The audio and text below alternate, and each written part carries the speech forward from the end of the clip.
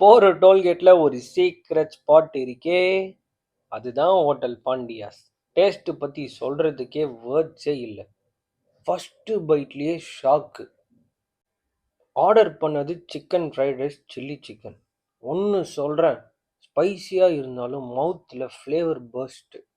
ஒரு ஸ்பூன் எடுத்தேங்க, பிரெயினே ரீஸ்டார்ட் ஆகிருச்சு.